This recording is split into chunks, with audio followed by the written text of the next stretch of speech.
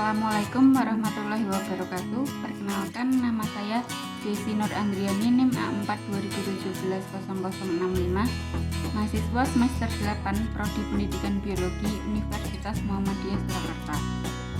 Pada kesempatan kali ini saya akan menceritakan pengalaman saya mengikuti kegiatan KKL pada tahun 2021 ini.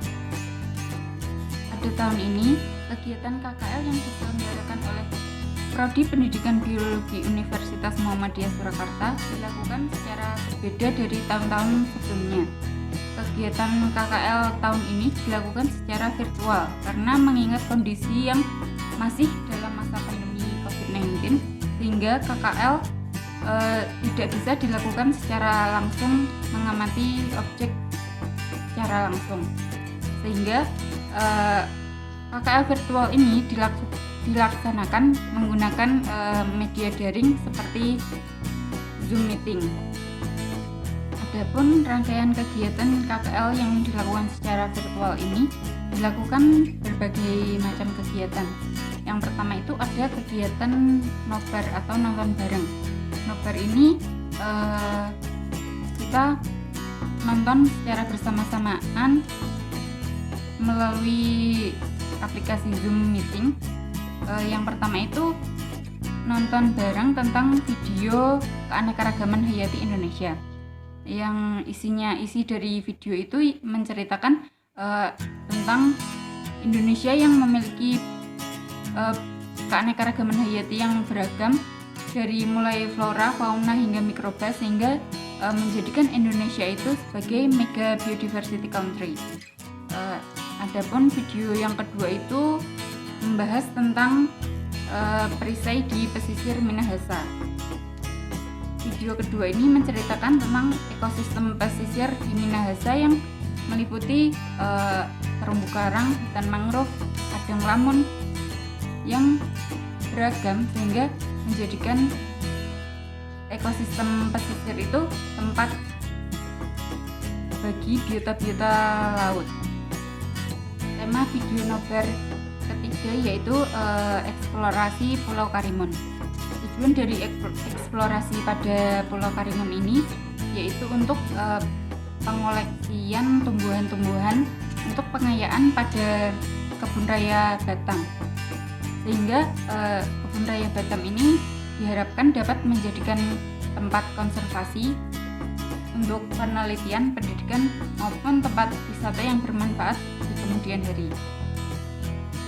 Ada video keempat yaitu ekspedisi bioresource Pulau Enggano. Pulau Enggano itu pulau kecil yang terpisah dari Pulau Sumatera, sehingga menjadikan Pulau Enggano itu masih memiliki ekosistem yang alami dan memiliki biota hewan maupun tumbuhan yang masih asli, yang masih perlu dieksplorasi lebih lanjut untuk diketahui mana yang endemik maupun yang belum diketahui pada dunia luar, sehingga menjadikan Pulau Enggano ini tempat konservasi yang dapat digunakan untuk penelitian maupun pendidikan di masa mendatang.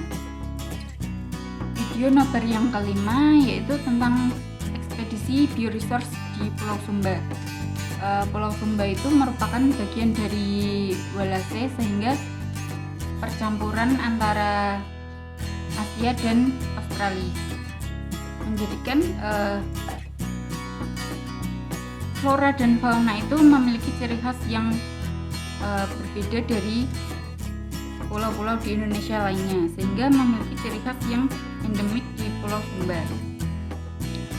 Setelah dilakukannya nonton bareng video-video itu, dilakukan juga diskusi di kolom aplikasi Schoology, di mana membahas tentang garis besar yang dapat diambil dari setelah menonton video-video pembelajaran tersebut. Kegiatan selanjutnya ada juga yaitu kuliah tamu yang mendatangkan berbagai ahli pada bidangnya. Kuliah tamu ini mendatangkan ahli zoologi, lingkungan maupun botani. Setelah dilakukannya pembekalan melalui nobar dan juga kuliah tamu, mahasiswa diberi kesempatan untuk melakukan eksplorasi di daerah tempat tinggal, di sekitar tempat tinggalnya masing-masing. Eksplorasi itu dilakukan dengan 3 tema, yaitu zoologi, botani maupun lingkungan. Eksplorasi yang dilakukan di sekitar tempat tinggal itu mencari hewan ataupun tumbuhan yang memiliki khas tersendiri bagi wilayah tempat tinggal mahasiswa ini. Setelah dieksplor, maka mengisi LKM yang diberikan oleh dosen pembimbing. LKM itu dijadikan sebagai panduan untuk melakukan eksplorasi di wilayah tempat tinggal mahasiswa itu. Setelah melakukan pengisian LKM, mahasiswa juga diberi tugas untuk membuat poster tentang objek yang diamati melalui kegiatan eksplorasi itu. Adapun posternya meliputi lokasi, terus ciri deskripsi dari objek, persebaran, dampak maupun manfaat dari objek yang diteliti.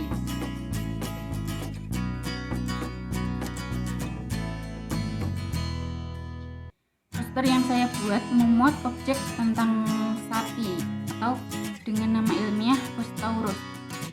Karena tempat tinggal saya di Boyolali identik dengan sapi, maka saya membuat poster tentang sapi.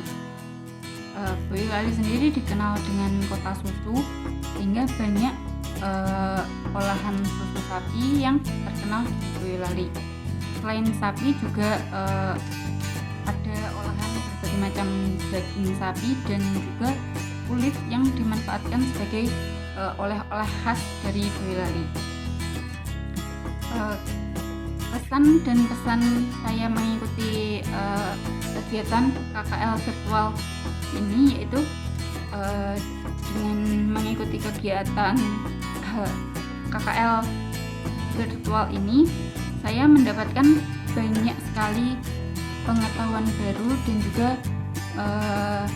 wawasan tentang pulau-pulau yang memiliki keanekaragaman yang masih beragam dan menjadi tempat konservasi bagi tumbuhan maupun hewan yang masih terus perlu diamati dan